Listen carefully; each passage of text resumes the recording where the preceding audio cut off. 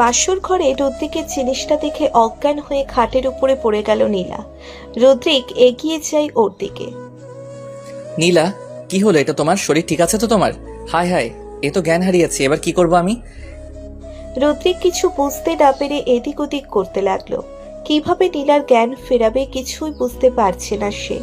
হঠাৎ তখন দরজায় কড়া নড়ার শব্দ ভেসে আসে। এ তো মরার উপর খাড়ার ঘা। একদিকে বউ অজ্ঞান হয়ে আছে, এই সময় ঘরের ভেতরে এসে কেউ এইভাবে নীলাকে দেখে ফেললে কেলেঙ্কারি কাণ্ড ঘটে যাবে। দরজা না খুলে রদ্রিক ভেতর থেকেই বলে উঠল, কে কে দরজার বাইরে? দুলাভাই, আমরা আপনার শালীরা।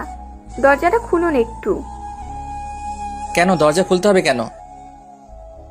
একটা জিনিস দেওয়ার আছে আপনাকে, দিয়েই চলে যাব।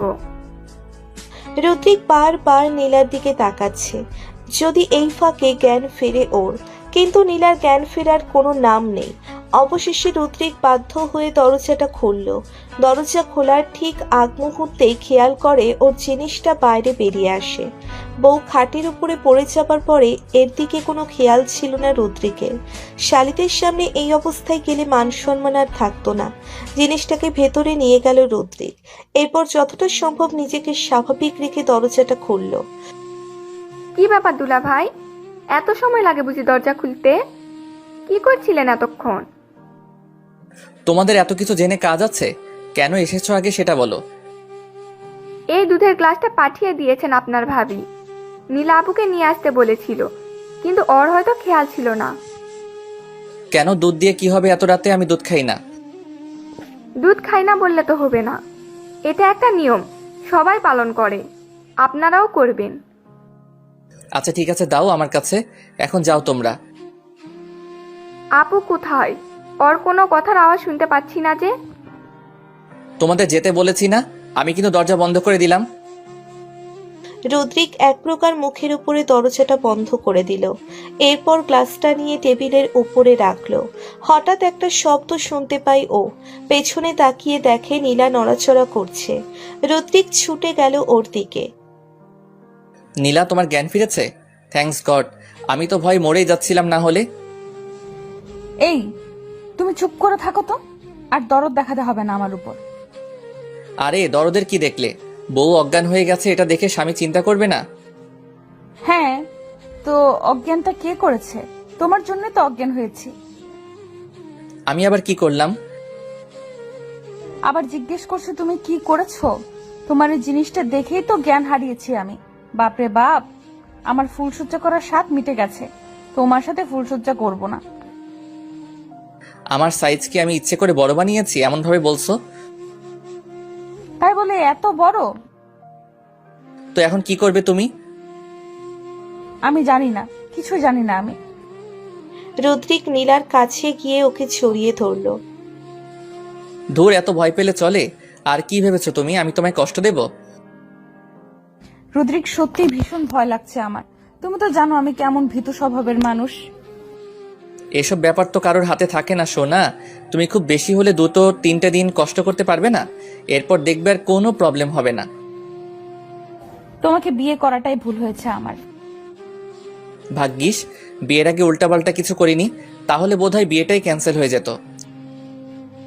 আমি বিয়ের আগে রাজি হলো তো তুমি কি আমায় ভাবোটা কি? আচ্ছা বাবা, ভুল হয়েছে আমার, এবার আর দূরে দূরে থেকো না, একটু আদর করতে দাও আমায়। রদ্রিক নীলাকে জড়িয়ে ধরে আদর করতে শুরু করলো।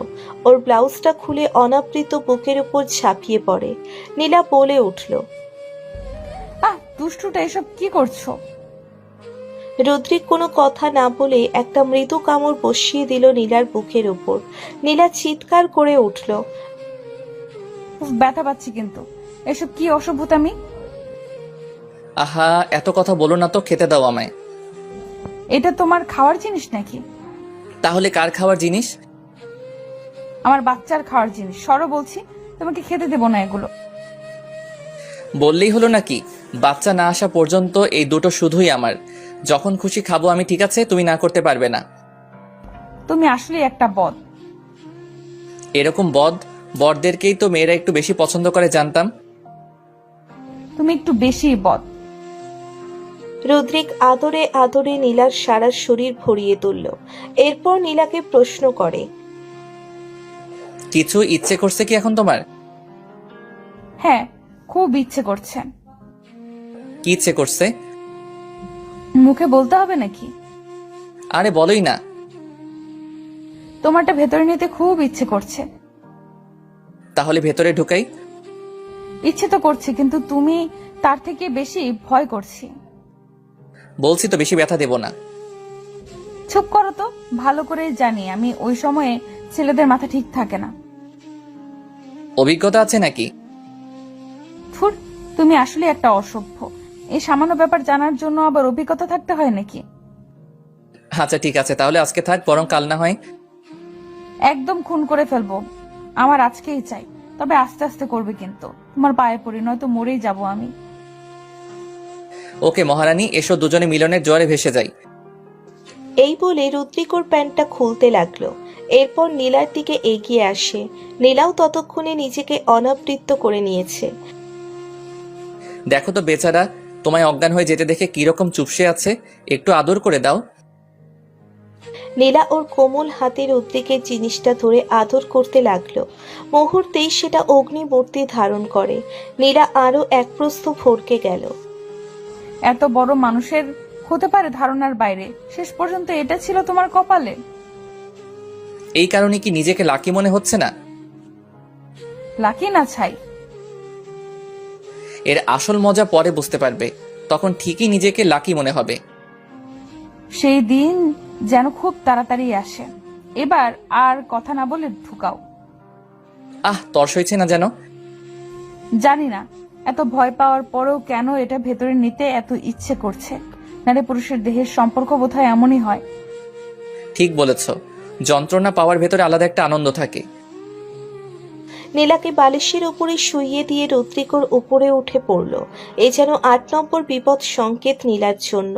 ঝড় ধেয়ে আসছে ওর দিকে, বুঝতে পারছে নীলা। রুদ্রিক কিছুক্ষণ বসে রইল নীলার ওপরে। নীলা বলে উঠল, কি হলো, ঢুকাচ্ছ না কেন? কি ভাবছো এত? এই অবস্থায় ঢুকাতে পারবো না, কিছু একটা ইউজ করতে হবে। আচ্ছা, তোমার কাছে তেল বা লোশন জাতীয় কিছু আছে? হ্যাঁ আছে, কোথায়? চেয়ারের উপরে রাখা ব্যাগের ভেতরে। 1 মিনিট ওয়েট করো। রুদ্রিক উঠে গিয়ে নীলার ভ্যানিটি ব্যাগের ভেতর থেকে একটা নশারের টিউব বের করে আনলো। এরপর আবার বিছানার উপরে উঠে পড়ে। নীলা শুয়ে শুয়ে দেখতে পাচ্ছে রুদ্রিক ওর মোটা আর বিশাল আকৃতির জিনিস লোশন দিয়ে ম্যাসেজ করছে। এছাড়া ৯ নম্বর মহা বিপদ সংকেত। রুদ্রিক আবারও নীলার শরীরের উপরে উঠে পড়ল। এরপর নীলার ওপরে নিজের জিনিসটা আলতো করে রাখলো। মহা বিপদ সংকেত 10-এর আভাস পেল নীলা। ঝড় এক্ষুনি শুরু হবে বুঝতে পারছে সে। একটু পরেই রুদ্রিক নীলার ভেতরে প্রবেশ করতে থাকে। ও একটু একটু করে নীলার দিকে ঝুঁকছে, ততই নীলার যন্ত্রণার মাত্রা বেড়ে যাচ্ছে। মনে হচ্ছে কেউ যেন একটা ধারালো ছুরি দিয়ে ওর শরীরটা কাটতে আরম্ভ করেছে। রুদ্রিক, আমার পক্ষে সম্ভব নয়, আমি নিতে পারবো না এটা। আরে ঢুকালাম কোথায়? তুমি কি জেগে জেগে স্বপ্ন দেখো নাকি? তাহলে ওটা কি? মেইন পার্ট এখনো ঢুকেনি, একটু সহ্য করো প্লিজ। এত অল্পতেই হার মেনে নিলে হবে? যা করার সাবধানে করো। হ্যাঁ করছি। রুদ্রিক ওর জিনিসটা বের করে আরো একটু লোশন মেখে নিল। এরপর আবারও নীলার ভেতরে প্রবেশ করতে লাগলো। রুদ্রিক বুঝতে পারল ও অর্ধেক যাত্রা জয় করে ফেলেছে। তবে বাকিটুকু পার করতে নীলাকে আরো অনেক কষ্ট সহ্য করতে হবে। রুদ্রিকের মোটেও ইচ্ছে নেই নিজের স্ত্রীকে কষ্ট দেওয়ার। এখন কেমন লাগছে নীলা? খুব পেইন হচ্ছে। পুরোটা কি ঢুকলো? না, অর্ধেকটা। কি? আজ বোধহয় তুমি মেরেই ফেলবে আমায়। এখনো পর্যন্ত তো শুরুই করিনি, তার আগে এগুলো বলছো? আর তখন যে খুব বাচ্চার কথা বললে, এগুলো না করলে বাচ্চাটা হবে কি করে? প্লিজ এবার শুরু করো। পুরোটা তো ঢুকলো না। আর ঢুকাতে হবে না। রুদ্রিক এরপর ওর কোমর দোলাতে আরম্ভ করে। নীলা রুদ্রিককে নিজের সাথে জড়িয়ে ধরল। রুদ্রিক নীলার কানে কানে বলে, ভেতরে কিছু অনুভব করতে পারছো? হ্যাঁ পারছি। কি পারছো? একটা বড় সড়ো পিলার ঢুকে আছে আমার ভেতরে। তবে এটা ইট সিমেন্টের পিলার না, রক্ত মাংসের পিলার। এই বলে নীলা হেসে উঠল। রুদ্রিক বুঝতে পারল নীলার ভালো লাগতে শুরু করেছে। নীলার ওপরে নিজের পুরুষত্ব জাহির করতে লাগলো রুদ্রিক। আচ্ছা রুদ্রিক, তুমি প্রোটেকশন ইউজ করলে না কেন? কারণ আমি আজ রাতের জন্য পুরোপুরিভাবে পেতে চেয়েছিলাম তোমায়।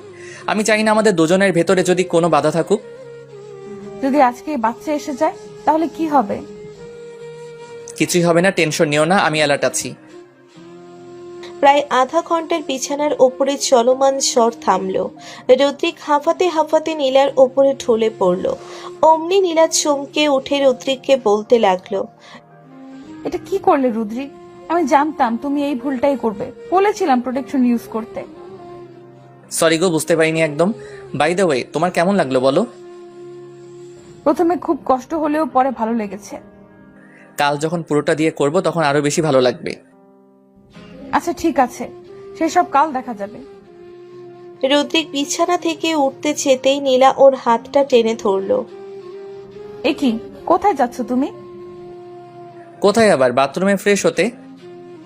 না, ফ্রেশ হবার কোনো দরকার নেই এখন। মানে কি, আমি এইভাবে ঘুমাতে পারবো না, ঘুম আসবে না আমার। এটা কিন্তু পাগলামি। নীলা রুদ্রিকের বুকের ওপরে মাথা দিয়ে শুয়ে পড়ল। না, আমি এভাবেই ঘুমাবো আজ, কোথাও যেতে দেব না তোমাকে।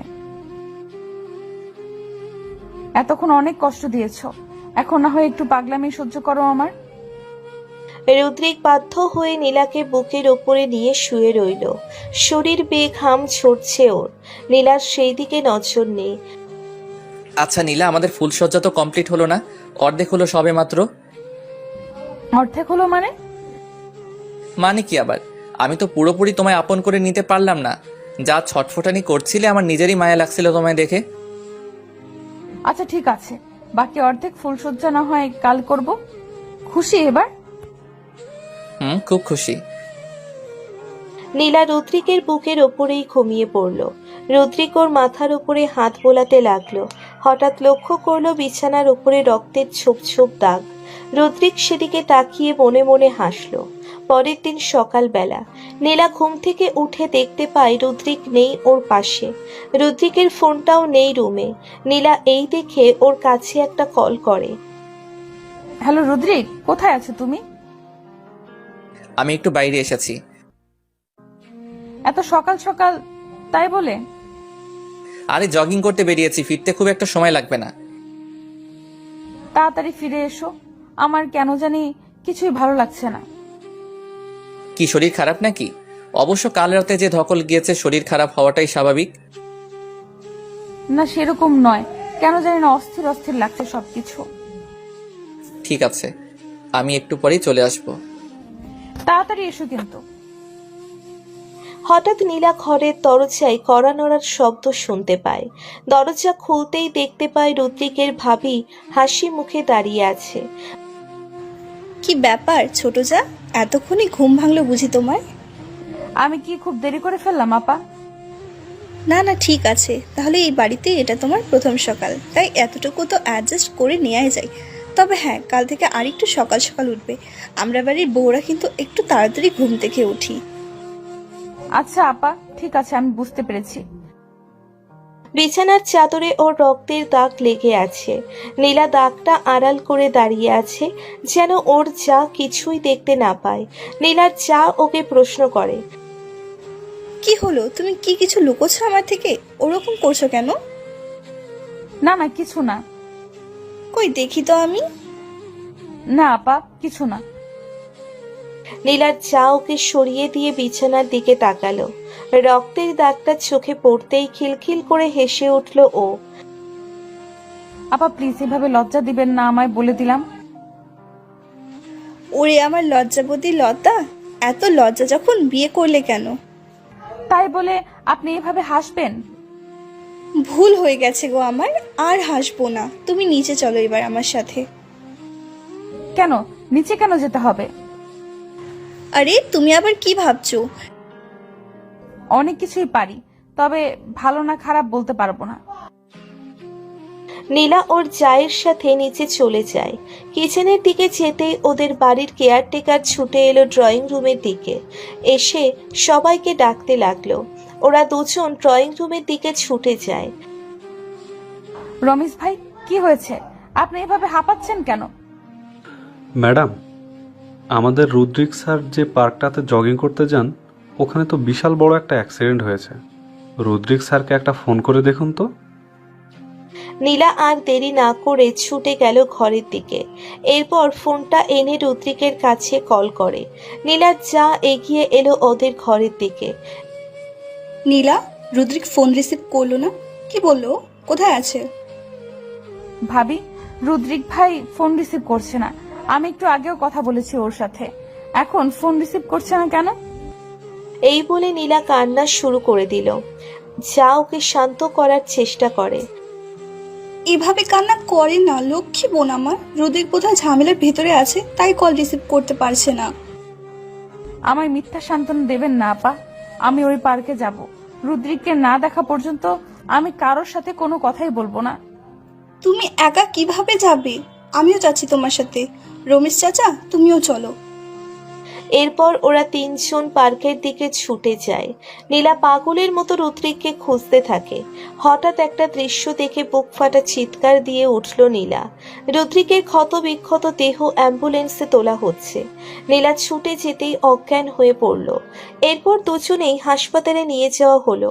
জ্ঞান ফেরার পরে তিথি আর ওর জীবনে রুদ্রিককে ফিরতে পেল না।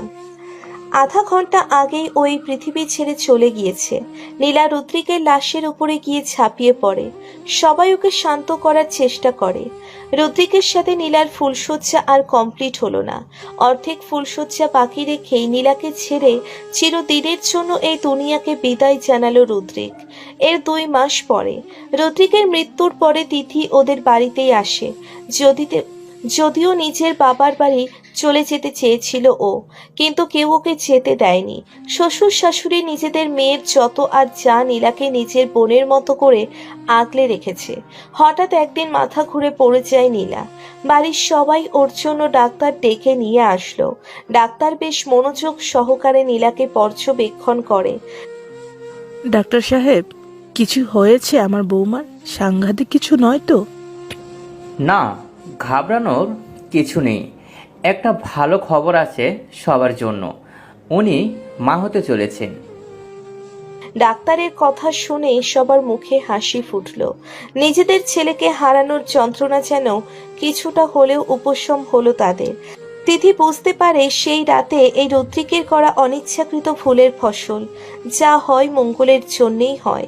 নিজের স্বামীর স্মৃতি আঁকড়ে ধরে বেঁচে থাকার একটা অবলম্বন খুঁজে পেল তিথি। এটাই ওর জন্য সব থেকে বড় প্রাপ্তি।